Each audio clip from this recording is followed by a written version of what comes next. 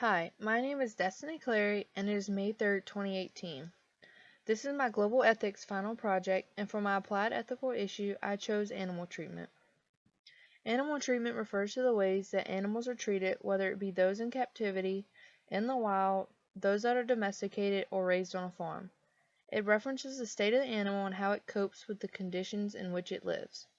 With the continuous and increased development of technology, the treatment and care of animals has been broadcasted to a great number of people and has even improved in certain countries, like the US and Europe.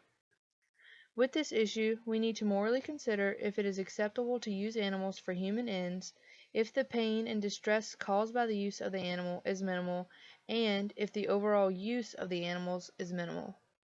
We also need to politically consider the impacts the treatment of the animals will have on the world. The USDA, otherwise known as the United States Department of Agriculture, must ensure that the meat being sold is safe and of good quality to consume.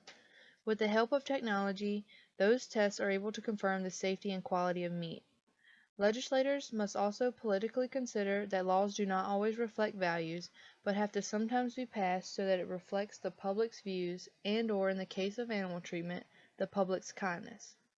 The ongoing issue of animal treatment deserves special attention in the 21st century because technology has allowed the deep dark secrets of slaughterhouses, circuses, rodeos, and animal mills, just to name a few, to be brought to the attention of the public eye and broadcasted on the big screen. It is also a controversial topic as well as an expensive investment that deserves to be addressed for humanity and for the improved quality of life and treatment of animals.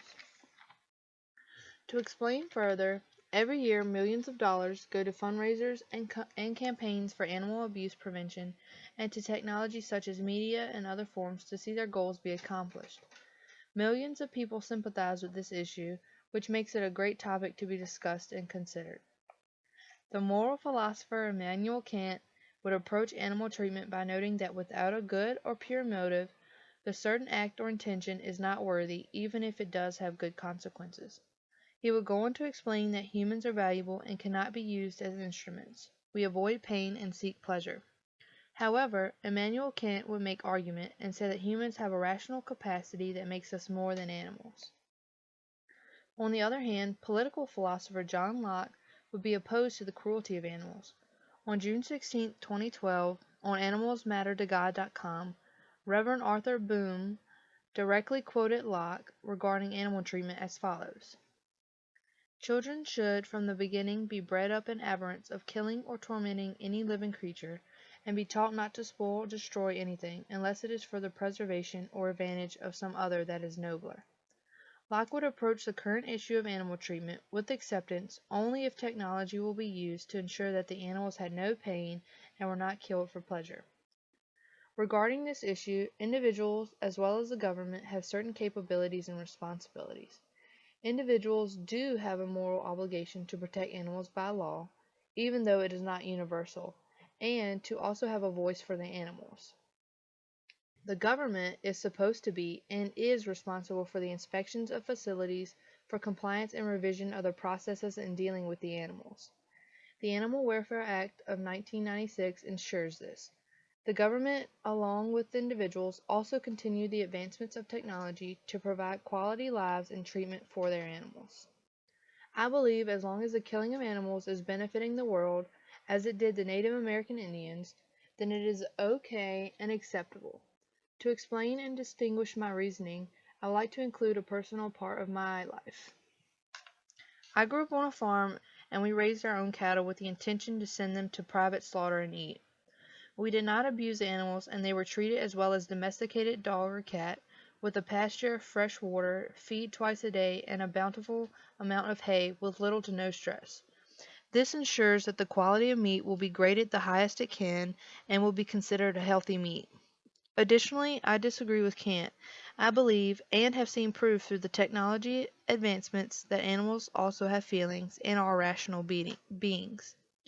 With that said, I do agree with Kant and Locke in that killing of animals is acceptable as long as they are used for the sustainability of the human race. We cannot really do much regarding the issue since most are killed for the world as a whole. To finish, I would like to point out that individuals, similar to the carbon emissions scenario, contribute to the global problem of animal treatment. However, there are differences in an individual's cultural, racial, and religious views. To name a few examples, I would like to bring up ritual killings, animal fighting, which is legal in some countries and seen as okay, and hunting for sport. Other examples that show the different views regarding animal treatment in the world include circuses such as Barnum and Bailey's treatment of their elephants, aquariums, parks, and zoos like SeaWorld and their treatment of the whales, slaughterhouse processes for the killing of the animals, which have rules and regulations applying to all meats and breeds except for poultry, and the biggest organization fighting to end animal abuse and use altogether, PETA. The killing of animals is inevitable, but with the help of everyone, we as a whole can ensure that every animal raised for the consumption by humans is treated fairly and righteously so that they live healthy, happy lives.